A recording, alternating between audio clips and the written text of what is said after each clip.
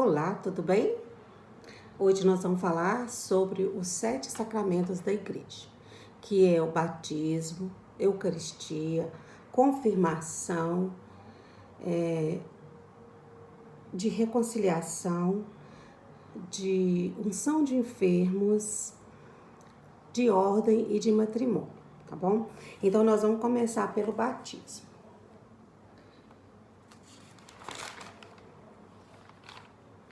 O batismo é o primeiro sacramento católico e representa a entrada na vida cristã, e é mais especificamente na Igreja Católica. Normalmente é realizado logo que a gente nasce, nos primeiros meses de vida. Nossos pais que escolhem, né? Leva a gente para batizar, escolhe os nossos padrinhos. O sacramento, a pessoa passa pelo processo de imersão ou efusão ou aspersão em água. Então, ou coloca a gente dentro de um rio, né? Mas geralmente quem faz isso são os protestantes, né? Vou começar de novo. Olá! Hoje nós vamos falar sobre os 7 sacramentos e vamos lá, né? Vamos fazer uma oração? Em nome do Pai, do Filho e do Espírito Santo. Amém. Vinde, Espírito Santo, enchei os corações dos vossos fiéis, acendei neles o fogo do vosso amor. Enviai o seu Espírito e tudo será criado e renovareis a face da terra. Oremos, ó Deus, que instruíste os corações dos vossos fiéis com a luz do Espírito Santo. Fazei que sigamos retamente todas as coisas, segundo a vossa consolação, pelo mesmo Espírito. Amém. Então, hoje a gente vai falar sobre os 7 sacramentos, que é batismo, unção de enfermos, eucaristia, de confirmação, que é o crisma, de reconciliação, de ordem e matrimônio. E nós vamos começar pelo batismo. O batismo é o primeiro sacramento católico e representa a entrada na vida cristã, mais especificamente na Igreja Católica. Normalmente é realizado logo nos primeiros anos de vida, que os nossos pais nos levam para batizar e escolhem nossos padrinhos, né? E lá eles nos fazem imersão ou aspersão na água, que eles colocam a cabecinha do bebê, né, na bacia e jogam a água. Então, o batismo constitui o nascimento para a vida nova em Cristo, a porta de entrada para o Espírito Santo. O rito essencial do batismo consiste em mergulhar na água a pessoa ou derramar água sobre a cabeça, invocando a Santíssima Trindade. Isto se realiza a partir do nascimento, da água e do Espírito. O fruto do batismo ou da graça batismal é uma realidade rica que se comporta. Então, o batismo se comporta nessas 3 coisas que eu vou falar: na remissão do pecado original e de todos os pecados pessoais. Pecado original, o que é? É quando Adão e Eva pecou, né? Que a Eva fez com que o Adão comesse do fruto proibido e Deus mandou eles embora, né, do paraíso. Eles não iam precisar nem de trabalhar, nem de fazer nada, mas comeram o fruto proibido, então Deus mandou que eles fossem embora. E assim entrou o pecado na terra, né, o pecado original. E depois veio, né, Maria, que sem pecado original, ela veio ao mundo, ela não tinha pecado nenhum, para poder transformar tudo, né? E ela veio ser a mãe do Filho de Deus. Então Maria não tinha o pecado original, ela era isenta dele, ela nasceu pura. E depois o nascimento para a vida nova, pela qual nós nos tornamos filhos de Deus pela regeneração, membros de Cristo, templo do Espírito Santo. A partir do batismo, a gente nasce, né, para a vida nova, já somos filhos de Deus, batizados, né, já entramos para nos tornarmos família, né? Membro do Cristo, membro do Espírito Santo. É incorporado à igreja como corpo de Cristo e se torna participante do sacerdócio de Cristo. Então, aí, a partir do batismo, a gente é incorporado na igreja, membros de Cristo, né? Porque, lembra que eu falei? Cristo é a cabeça e nós somos o corpo. O batismo imprime na alma um sinal espiritual indelível, indissolúvel, de sua pertença a Cristo, que consagra o batizado ao culto da religião. Então, o batismo imprime na alma um sinal espiritual nosso, né, da igreja.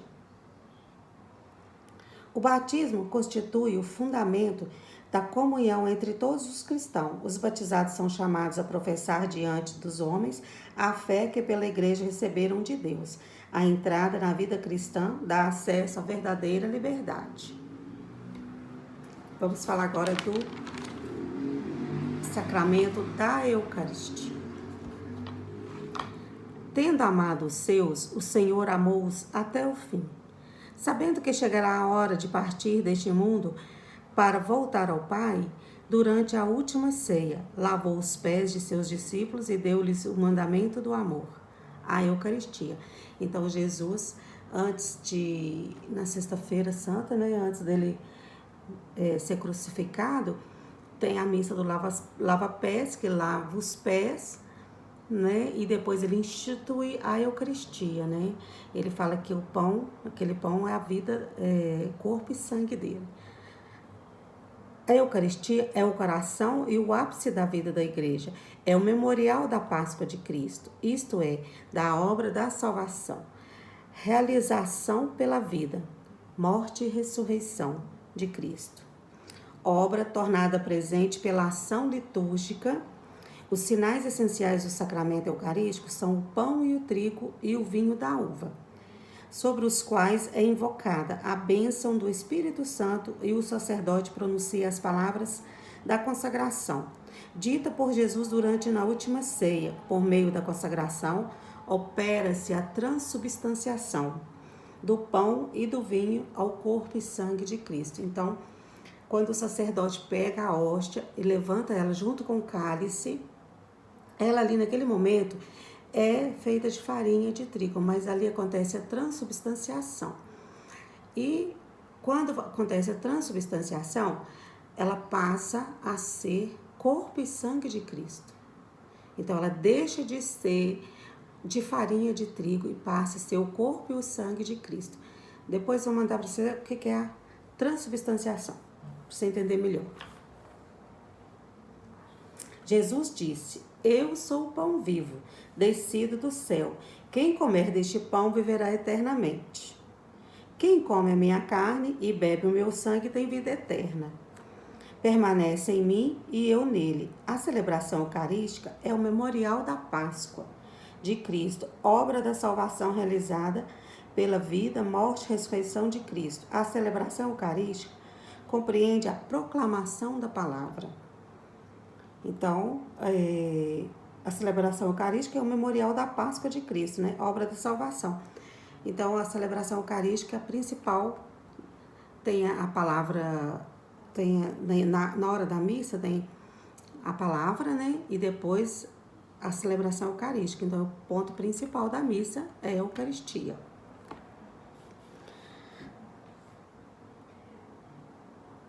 A celebração eucarística compreende a proclamação da palavra de Deus, a ação de graças a Deus Pai por todos e os seus benefícios pelo dom do seu Filho, a consagrar do pão e do vinho e a participação do banquete litúrgico pela recepção do corpo e sangue do Senhor. Então, é o banquete litúrgico, né, que é o nosso banquete, que a gente vai se junto com Jesus, né, fazer parte do banquete de Jesus. Agora nós vamos falar sobre o sacramento da confirmação, que é a crisma. A crisma é a confirmação do nosso batismo. Quando a gente é criança, a gente não escolhe nada, quem escolhe são nossos pais, né? Mas a crisma, quem escolhe somos nós. Então, por isso que tem a confirmação do batismo, para a gente confirmar mesmo aquilo que foi feito quando a gente era criança. Juntamente com batismo e Eucaristia, o sacramento constitui o conjunto dos sacramentos da iniciação cristã. Então, a iniciação cristã ela é batismo, Eucaristia e confirmação do crisma. São os 3 primeiros sacramentos que a pessoa faz. O primeiro e o segundo, quem escolhe nossos pais, né? A primeira Eucaristia e o batismo é nossos pais que nos leva, mas a crisma já somos nós, que já estamos, né? Ou adultos ou na adolescência.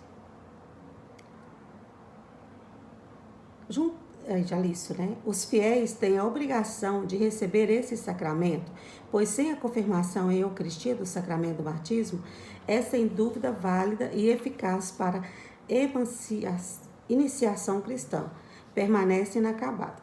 Então, o batismo é válido? Sim, mas sem a Eucaristia e a crisma, fica inacabada a iniciação cristã. Então, por isso que nós temos que fazer. A confirmação aperfeiçoa a graça batismal. É o sacramento que dá ao Espírito Santo para enraizar-nos mais profundamente na filiação divina e incorporar-nos mais firmemente a Cristo. Então, na crisma, né, ela nos enraiza mais a Cristo, tornar mais sólida a nossa vinculação com a igreja, associar-nos à sua missão e ajudar-nos a dar testemunhos de fé cristã pela palavra acompanhada das obras. Quando fazemos crisma, a gente pode confirmar e dar seguimento, né? Ensinar muitas pessoas. Falar que a gente fez, podemos ajudar na igreja, né? Que precisa de muita gente. Podemos ser catequista, podemos fazer leitura, no dízimo, tem muita coisa que precisa de ajuda. Para receber a confirmação, é necessário recorrer ao sacramento da penitência, para sermos purificados, vista de dom do Espírito Santo. Então, antes da gente fazer a crisma, a gente tem que fazer o sacramento de reconciliação, que é a confissão. A confirmação, como batismo, imprime na alma do cristão um sinal espiritual ou um caráter indissolúvel, a razão pela qual só pode receber este sacramento uma vez na vida. Então, podemos ser batizados e crismados uma vez na vida só. Agora nós vamos falar sobre o sacramento da confissão. A confissão é o sacramento católico que tem como principal objetivo atingir a reconciliação com Cristo, através da confissão dos pecados e da penitência que é aplicada pelo sacerdote. Então, quando a gente confessa, o sacerdote aplica uma penitência para nós, né? O sacramento da confissão nos devolve a beleza da ressurreição. Uma vez absolvidos de nossos pecados e reconciliados com Deus, retomamos-nos ao nosso caminhar sob plena graça do Senhor. O sacramento da confissão é a festa do perdão e da misericórdia. Confessados e perdoados nossos pecados, nossa alma é revestida de inúmeros efeitos espirituais, dentre os quais nos destacamos. Reconciliação com Deus. Então, quando a gente confessa, a gente se reconcilia com Deus. O amor do Pai nunca abandona. Ele é sempre presente em nossa vida. No entanto, o pecado nos afasta do Senhor. Embora Ele sempre permanece conosco. Mesmo que estejamos em situações graves de pecado, Deus não pode se afastar da obra do seu amor, que somos nós, né? Mas nós, em meio ao pecado, vamos progressivamente nos afastando dele e rompemos nossa aliança, embora ele permaneça fiel. Uma vez perdoados, restabelecemos a nossa reconciliação com o Pai e voltamos ao nosso primeiro amor, abrasados de paz, para iniciarmos um novo tempo nos caminhos da vida. Então, quando a gente confessa, a gente se reconcilia com Deus e a gente se volta para Ele, né? Porque muitas vezes a gente está pecando e a gente se afasta dele. Então, quando a gente confessa, a gente se reconcilia com Ele. O segundo, a gente se reconcilia com a igreja. Nosso pecado fere nossa relação com a igreja. No pecado, deixamos de testemunhar o amor de Jesus pelos irmãos. Ferimos o corpo de Cristo e nos ferimos. Se um membro está doente, todos os demais também sofrem. Na dor que o pecado causa. Todos sentem os efeitos colaterais da enfermidade, mas o perdão de Deus nos devolve ao seio da comunhão cristã, da comunidade cristã.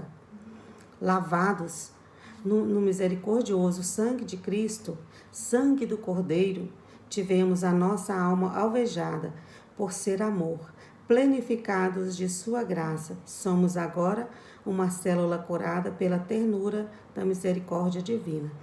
Então, quando confessamos, nos reconciliamos com Deus, com a igreja e com nós mesmos.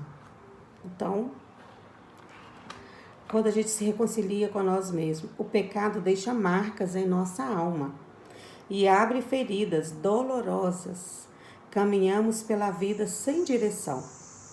As trevas ofuscam a beleza do alvorecer, mas o sacramento da confissão nos devolve a beleza da ressurreição.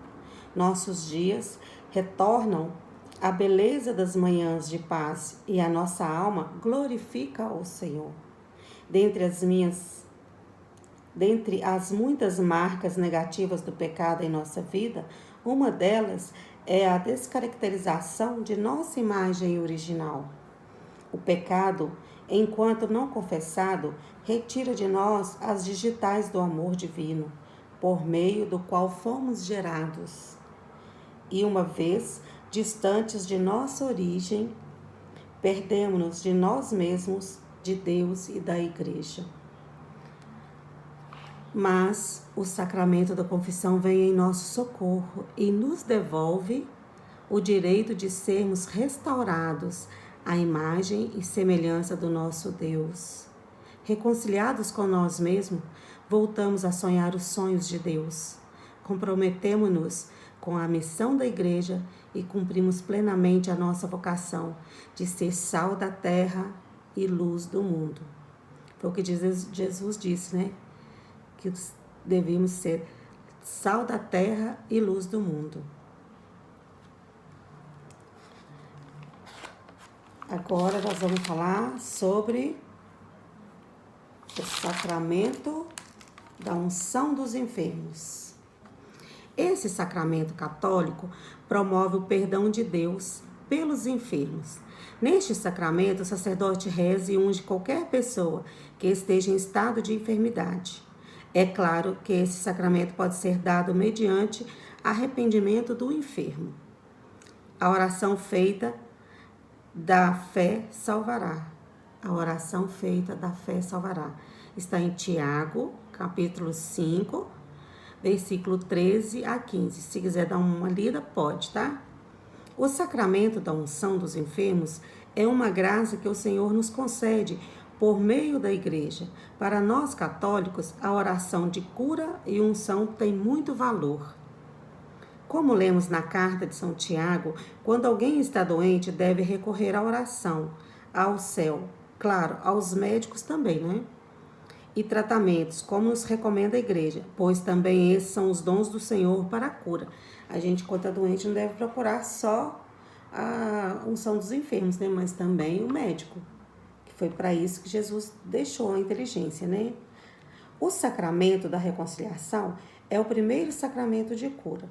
Depois dele, a unção dos enfermos, que antigamente era chamada de extrema unção. O nome mudou, ainda bem, né? Ficou mais suave. O nome antigo ainda espanta, porque parece sacramento que sela a pessoa para a morte. Antigamente, quando falava que ia dar extrema-unção dos enfermos, logo a gente já falava, a pessoa está morrendo. E não, né? Unção dos enfermos não é só para quem está morrendo. É para quem vai fazer uma cirurgia, é para quem está doente, é para qualquer pessoa, para qualquer tipo de doença, para qualquer tipo de dor. O sacramento da unção dos enfermos é uma graça que o Senhor nos concede por meio da igreja.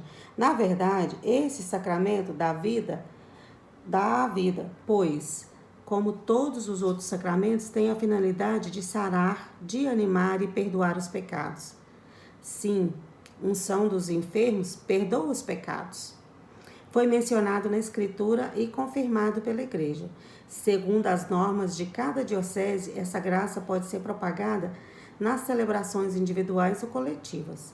A unção pode ser ministrada para todos os doentes em perigo de morte e para aqueles que farão cirurgias delicadas, doença do corpo e da alma.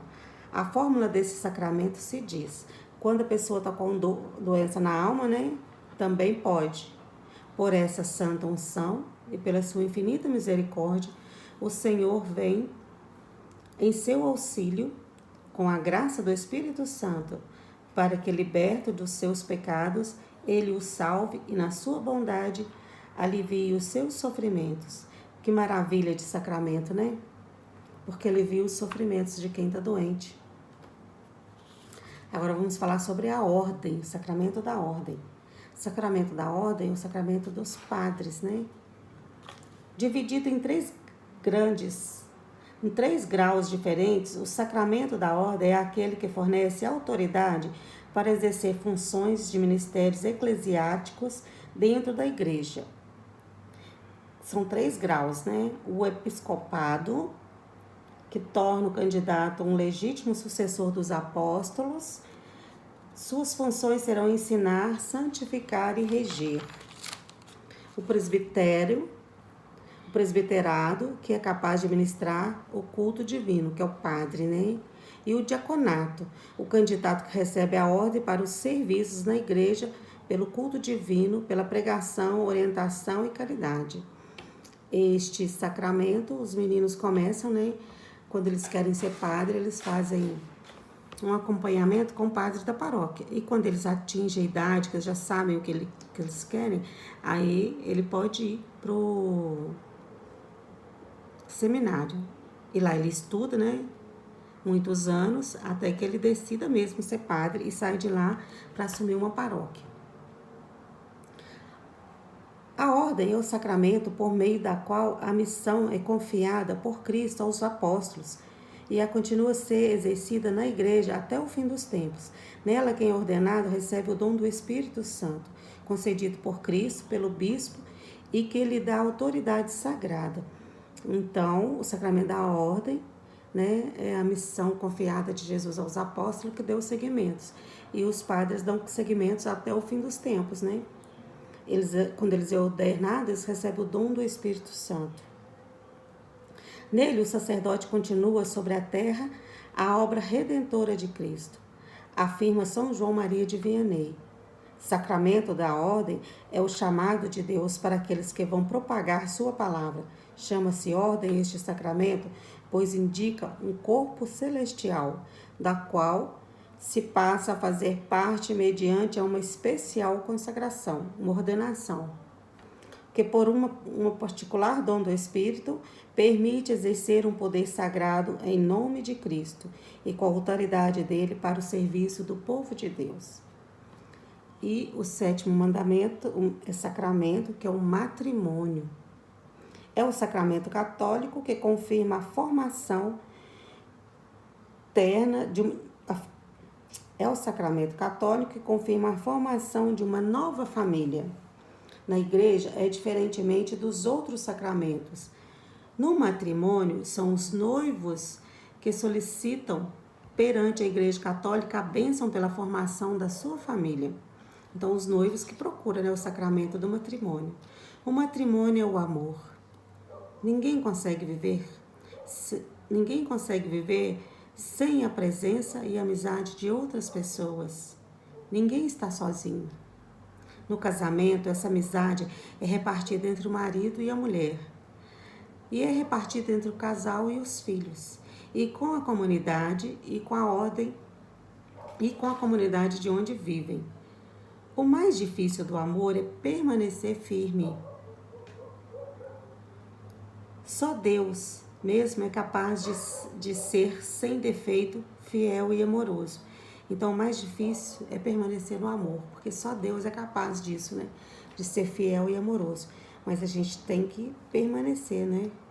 Quando o casal é fiel no amor, é um grande sinal de Deus, Deus está presente no amor do casal. Quem acredita nisso pode casar na igreja. A aliança matrimonial, pela qual o homem e a mulher constituem entre si uma comunhão da vida toda, é ordenada por sua índole natural ao bem dos cônjuges e à geração e educação da prole, quer dizer, os filhos, né? E foi elevada entre os batizados a dignidade de sacramentos por Cristo Senhor. Deus nos fez para a felicidade. Não nascemos para viver sozinhos, mas sim com uma companhia.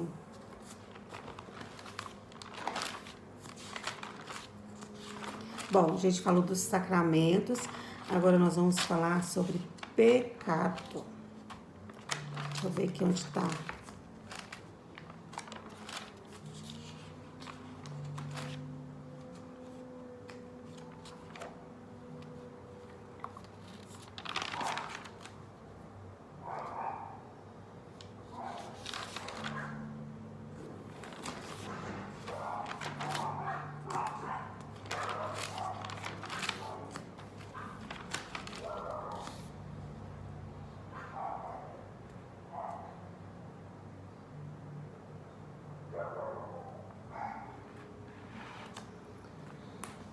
Mas o que é pecado? Pecado é uma falta contra a razão, a verdade, a consciência reta, falta de amor verdadeiro para com Deus e o próximo, por causa de apego perverso a certos bens. Fere a natureza humana do homem e ofende a solidariedade humana. Definindo como uma palavra, um ato ou desejo contrário à lei eterna. O pecado é ofensa a Deus. Contra ti, só contra ti pequei. Eu fiz o que é mal aos teus olhos. É o Salmo 51, versículo 6. O pecado ergue-se contra o amor de Deus por nós e desvia dele nossos corações. Tal como o primeiro pecado é uma desobediência, uma revolta contra Deus. Por vontade de tornar-se como Deus, tal como o primeiro pecado é uma desobediência a Deus, uma revolta contra Deus, por vontade de tornar-se como Deus. Exemplo, como o pecado entrou no mundo através da desobediência da Eva e do Adão, né? Foi assim, porque antes não existia pecado, então entrou por causa da desobediência da Eva e do Adão. Conhecendo bem o mal, o pecado é, portanto, o amor a si mesmo até o desprezo de Deus. Então, o pecado é, portanto, o amor a si mesmo até desprezar a Deus. Por isso, a exaltação orgulhosa de si, o pecado é totalmente contrário à obediência de Jesus, que realiza a salvação. É justamente na paixão, em misericórdia de Cristo, vai vencê-lo. Ali o pecado manifesta o grau mais alto de sua violência e sua multiplicidade.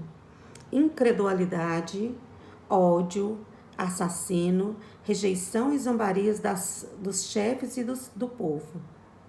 A covardia de Pilatos e a crueldade dos soldados, traição de Judas, tão dura para Jesus, a negação de Pedro e o abandono dos discípulos. No entanto, na hora das trevas, principalmente deste mundo, o sacrifício de Jesus torna-se fonte de onde brota inesgotavelmente o perdão de nossos pecados. Então, Jesus, né, foi covardemente em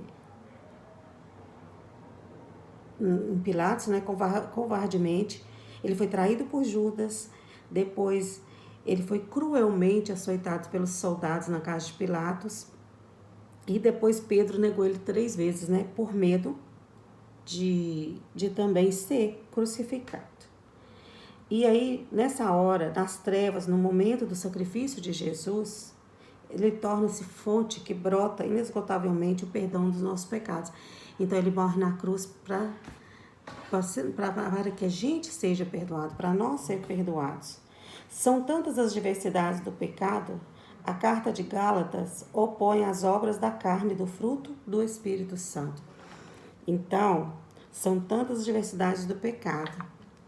Então, imoralidade sexual, impureza, devassidão, idolatria, invejas, bebedeiras, orgias, inimizades, contenda, ciúmes, ira, intrigas, discórdia, facções e outras coisas semelhantes.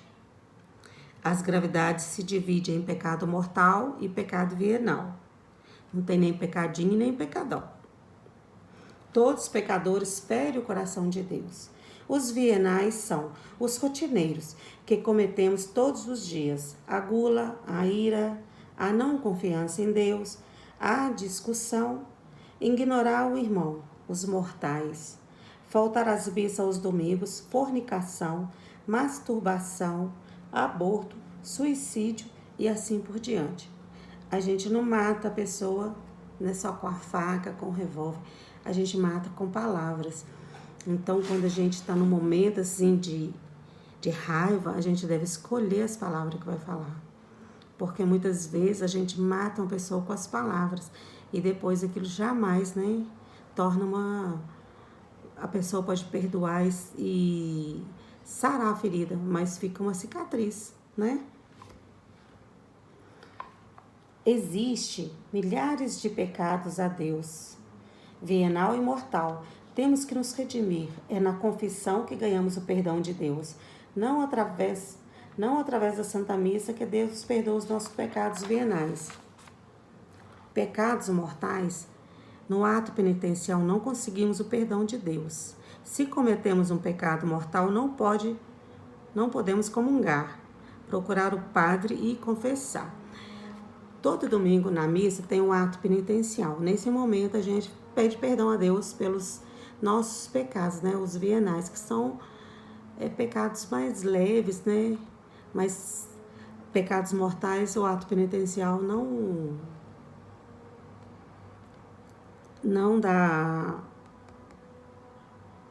é perdoado. Tem que ser no pé do padre. Como se diz, né? Tem que ser confessado ao padre. E é pecado mortal comungar. Se você já está em pecado mortal, você vai lá e comunga, aí você fica com mais pecado ainda. Todo pecado e toda blasfêmia serão perdoados, mas contra o Espírito Santo não será perdoado. A gente não pode pecar contra o Espírito Santo. Está em Mateus 12:31. Todo pecado e toda blasfêmia serão perdoados, mas contra o Espírito Santo não será perdoado. O pecado é um ato pessoal. Blasfêmia contra o Espírito Santo. Igual quando acusaram Jesus de expulsar o Espírito no nome de Beelzebul. Nesse caso, atribui. É a rejeição do Filho, a revelação de Deus em seu Filho, a rejeição não há outro caminho que leva a Deus, só Jesus Cristo. Blasfêmia.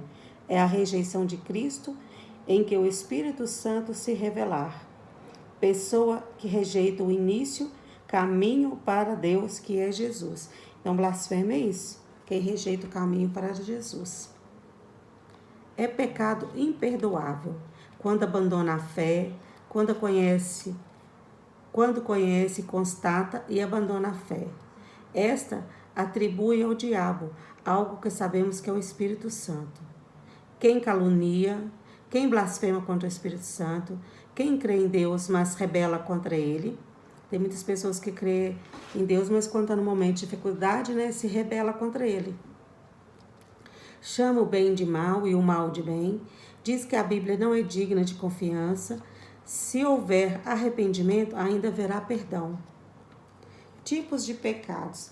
Tal como o primeiro pecado é uma desobediência a Deus, uma revolta contra Deus torna-se como Deus. Pecados mortais são pecados graves e nos afasta de Deus e nos leva ao inferno. Somente através de uma boa confissão seremos perdoados. Pecados venais, pecados leves, mentirinha, né? Que não prejudica ninguém. Gula, gulodia que traz mal à saúde, também nos afasta de Deus. Não merecemos o inferno por causa deles, porque são culpas leves. Se morrermos com pecados veniais, iremos para o purgatório e depois para o céu, sendo Deus puríssimo, inadmissível, que se fica em divina presença com alguma mancha, por menor que esteja. Pecados contra o Espírito Santo, para os quais não há perdão. Quando pecamos contra a bondade de Deus, chama-se pecado contra o Espírito Santo. Das 3 pessoas divinas, é o Espírito Santo que acrescentamos chamar de amor. Sendo assim, seria como uma doença incrível, já que fecha as portas da alma para o próprio remédio, que poderia lhe dar a salvação, a misericórdia de Deus. Como Deus poderá perdoar alguém que não quer ser perdoado? Então, como Deus vai perdoar se a pessoa não quer ser perdoada? A blasfêmia contra o Espírito Santo é o pecado cometido pelo homem que reivindica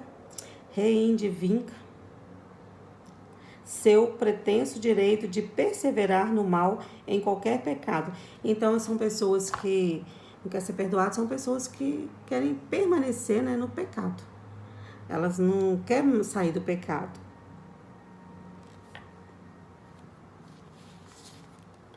O desespero da salvação. Quando a pessoa já pecou tanto que entra em desespero, achando que não tem mais salvação para ela. Fica convencional que não irá ter mais salvação, que seu destino é o inferno. Nesse caso, a pessoa não se confessa porque acredita que não adianta e que definitivamente está condenada. Então, todos nós merecemos o perdão de Deus. Então, não podemos pensar assim, porque eu pequei e não mereço a salvação, eu não mereço, então eu não vou confessar. Não, temos que confessar. 2, a presunção de salvação sem merecimento. Tem muitas pessoas que têm a presunção, né, de salvação sem merecer. Ocorre quando a pessoa se acha muito virtuosa, que não precisa, já que está no céu, e por isso, por mais que possa ter feito algum pecado, implica nem sentimento de orgulho, achando que já está salva pelo que fez na vida. Nesse caso, a pessoa não se confessa porque acha desnecessário, acredita que já está salva. Tem muitas pessoas, né, que se acham que como trabalha na igreja, faz muita coisa lá na igreja, faz muitas coisas que não precisa de confessar, porque ela a presunção nela é tanta, né, que ela acha que ela já tá no céu. E aí ela não acredita, já acredita que já está salva e que não precisa de confessar. O terceiro é negar a verdade conhecida como tal. A gente nunca deve pensar que a gente já está salvo e não confessar, né, os nossos pecados. A terceira é negar a verdade conhecida como tal. Ocorre quando a pessoa se julga dona da verdade e por isso não aceita as verdades da fé. Nem se confessa porque acha que está certa e que não tem nada para confessar. Tem muitas pessoas que não querem confessar porque acham que está certo. E para que vai confessar por um homem, né? Acha que o padre é um homem, então não precisa de confessar. Então, a gente tem que confessar, mesmo achando que ele não precisa. 4, a inveja da graça fraterna. Quando a pessoa tem inveja da graça, Deus dá a outrem. Os invejosos se irritam porque o seu próximo consegue algo de bom, por isso revolta-se contra Deus. É o caso de Caim e Abel. Então tem muitas pessoas que acham que o fulano tem carro, tem casa boa, tem sítio, tem não sei o que, eu não tenho nada. Então a pessoa tem inveja, ela se revolta contra Deus. Aí ela não quer nem saber de Deus por causa disso, porque ela acha que o outro tem mais do que ela. Foi o caso de Caim e Abel, né? Caim matou Abel por inveja. Nesse caso, não se confessa porque está revoltado contra Deus e não há arrependimento no seu coração. Essas pessoas invejosas não têm arrependimento. 5, a obstinação ao pecado. É quem peca por fraqueza, mas por malícia. Peca por simplesmente teve a salvação, mas porque ama pecar. Não se confessa porque continua no pecado. As pessoas que continuam no pecado e não quer pecar, não quer confessar, né? Ela acha que quer continuar na tentação, quer continuar pecando. Sabe que é pecado, mas quer continuar pecando. A 6, a impenitência final. A pessoa vem pecando a vida inteira e no final continua sendo impertinente. e não arrependido de tudo que fez de mal. É a suprema e final rejeição a Deus. Mesmo estando no fim da vida e sabendo que vai morrer, a pessoa não quer mudar de vida. Não se confessa porque rejeita Deus até na hora extrema, a hora da morte, né? Tem pessoas que não se confessam e até na hora da morte elas continuam ali firme, né? Deus não condena ninguém, ao contrário. Deus não quer que ninguém se perca, mas quer que todos cheguemos a se converter. Deus não criou os seres humanos como irracionais, mas criou sua imagem e semelhança, que quer dizer, nos deu inteligência para separar o bem do mal, liberdade para escolher o bem e o mal, a vontade para vivenciar o bem e o mal. A escolha é nossa, é de cada um. Então Deus nos deu inteligência suficiente para poder separar o que é bom e o que é ruim, saber o que é bem e o que é mal, né? Se a gente permanece no mal porque a gente quer, porque inteligência nós temos. Assim vivemos nossa vida direcionada pelos 3 pilares da imagem e semelhança de Deus: inteligência, liberdade e vontade, para que assim decidimos o que queremos trilhar.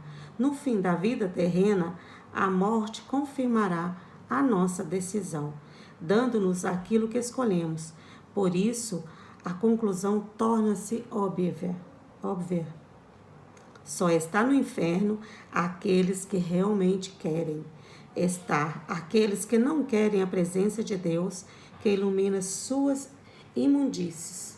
O salário do pecado é a morte. Está em Romanos, capítulo 6, versículo 23.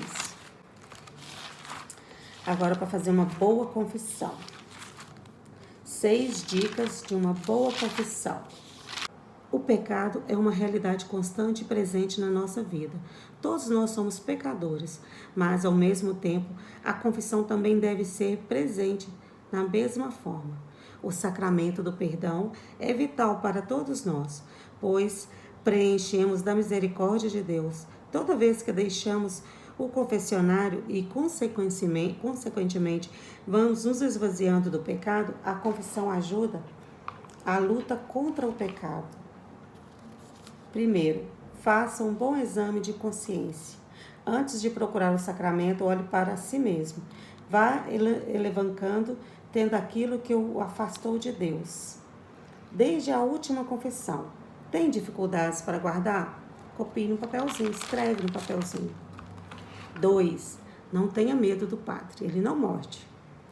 Mesmo que ele faça algum comentário, o intuito dele é fazer de você um cristão cada vez mais santo. E quem não tem pecados? Qual de nós não temos pecado? Tranquilize-se. Não é confortável abrir-se para outra pessoa, é claro. Mas lembre-se que o sacerdote é o ministro de Cristo. É como se você estivesse diante do próprio Jesus. Então, quando a gente confessa, a gente está diante do próprio Jesus, não de um homem. Estamos diante de um homem que recebeu de Jesus o dom. 3. Seja direto. Não comece contando toda a vida para assim chegar no pecado. Ou não tente justificar ou culpar alguém pelo seu ato. Assuma a culpa. Por isso que o exame de consciência é importante. Seja objetivo e diga ao padre qual o pecado você quer tirar de sua vida, que não quer cometer mais. 4. Desapegue dos pecadinhos de estimação. Tem pessoas que pecam, vai lá e confessa para o padre aquele pecado e no outro dia peca de novo. Então a gente tem que desapegar desses pecados. Esses são os mais difíceis. Sempre você cai em tentação e comete. Peça a graça de Deus para que Ele te ajude, para que não o cometa novamente. Claro, a realidade do pecado é inevitável. Vamos sempre pecar, mas temos que nos esforçar sempre para sermos melhores. Se pecar, assuma com responsabilidade a sua ação. 5. A confissão é diferente de aconselhamento. É importante diferenciar os dois. Muitas pessoas até vão ao confessionário dispostas a receber o sacramento, mas durante a confissão acabam desviando o foco e encaminham o momento para uma direção espiritual. Não que o padre não possa te orientar, mas o aconselhamento demanda um acompanhamento constante. Por isso, vá direcionado para realizar uma boa confissão. Se quer um aconselhamento, marca um horário com o padre e vai, mas no dia da confissão, somente os pecados, né? 6. Esqueci a penitência. Estava tão focado que não lembra a penitência que o sacerdote não passou nenhuma. E agora? A penitência é um meio pedagógico para ajudar a você. E caso uma dessas situações ocorra, você mesmo pode escolher uma penitência. Você conhece muito bem e sabe o que vai ser bom para você. Então é isso aí, né? A gente sabe que é bom pra gente, mas pode ter certeza que o padre não esquece a penitência. Então que hoje termina nosso encontro, né? E espero que o Espírito Santo de Deus tenha falado através de mim e que você, ou mais alguém, né? Vocês tenham entendido os 7 sacramentos e o que é o pecado, tá bom? Então fique com Deus, muita paz, muita saúde e até o próximo encontro. Beijo!